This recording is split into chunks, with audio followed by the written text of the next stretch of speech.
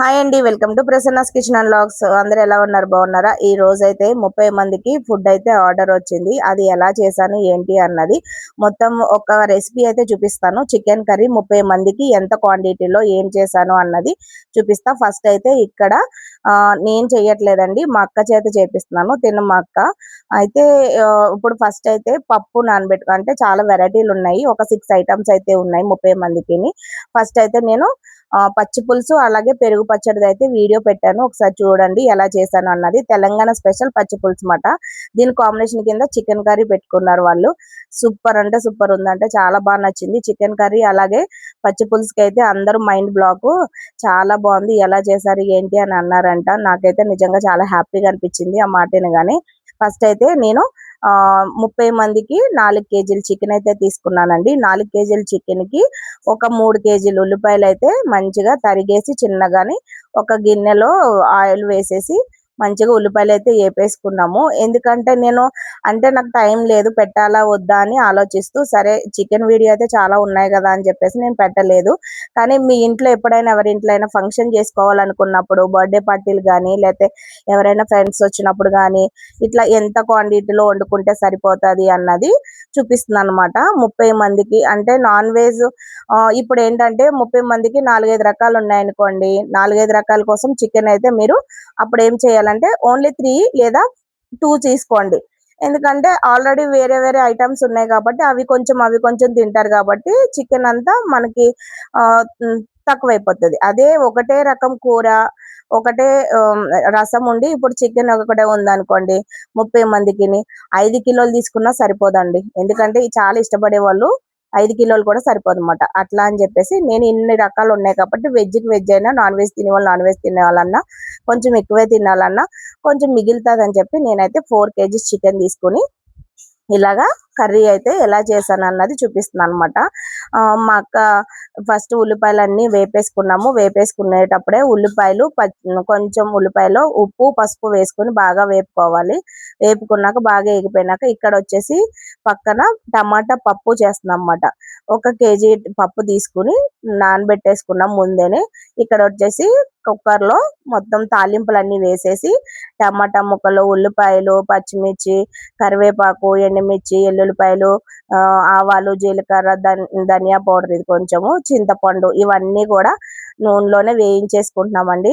టమాటా పప్పు ఇంకా డైరెక్ట్ తాలింపుతో పెట్టేస్తున్నాను. మీరు ఎలా చేస్తారా అన్నది కామెంట్ చేయండి. చాలా మంది అయితే ఒక కుక్కర్లో ఈ టమాటాలు, ఉల్లిపాయలు, పప్పు అన్ని కలిపి ఉడకబెట్టుకుని తర్వాత తాలింపు వేసుకుంటారు. నాకు అంత టైము లేదు కాబట్టి డైరెక్ట్ నేను ఈ తాలింపుని వేసేసుకుంటున్నాను.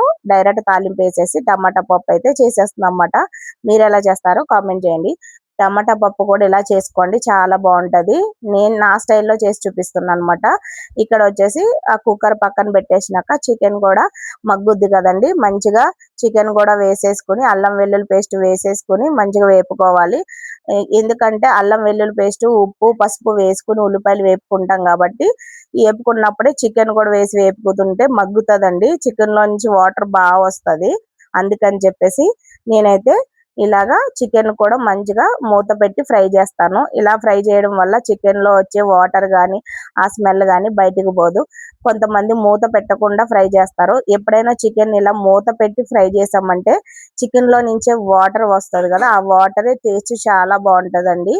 అందుకని చెప్పి నేనైతే మూత పెట్టి ఇలాగైతే ఫ్రై చేస్తున్నాను. కానీ కొంచెం స్ట్రాంగ్ గానే కలపాలండి. ఎందుకంటే 4 కేజీల చికెన్ అంటే తక్కువ కాదు కదా. ఫ్రై చేసేటప్పుడు కొంచెం చేతులు నొప్పి వస్తాయి. ఇప్పుడు నేను కొంచెం ఉల్లిపాయలు వేపుకున్నప్పుడు వేయించాను. ఇప్పుడైతే మొత్తం ఎలా వేస్తున్నాను అన్నది చూపిస్తున్నాను అనమాట, ఏమేమి వేస్తున్నాను అన్నది. ఇక్కడ సరిపడినంత ఉప్పు వేసుకుంటున్నాను. మీరు తీసుకునే క్వాంటిటీ అలా అంటే మీరు దగ్గరగా ఒక 4-5 స్పూన్లు వేసేసుకోండి ఉప్పు. తర్వాత కారం ఒక 10 స్పూన్లు కారం వేసుకుంటున్నా.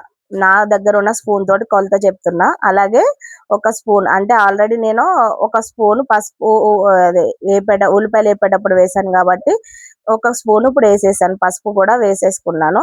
ఇక్కడ వచ్చి గరం మసాలా అంటే ధనియా powder separate, garam masala separate. దీంట్లో నాకు కలర్ డిఫరెంట్ తెలుస్తదండి. ఎందుకంటే కొంచెం ధనియా పౌడర్ కొంచెం తెల్లగా ఉంటది. ఇక్కడ వచ్చేసి ఇది గరం మసాలా. మీరు కలర్ చూడండి తేడా. ఫస్ట్ ఏసింది కొంచెం తెల్లగా ఉంది. ఇది థిక్‌గా ఉంటదన్నమాట. ఈ రెండిట్లకి డిఫరెంటు గరం మసాలా తెలిసిపోతది. ఇదేంటంటే కొన్ని మసాలాలు యాడ్ చేసినప్పటికి మసాలా అన్నది కొంచెం కలర్ ఉంటది. థిక్‌గా అదే నల్లగాని.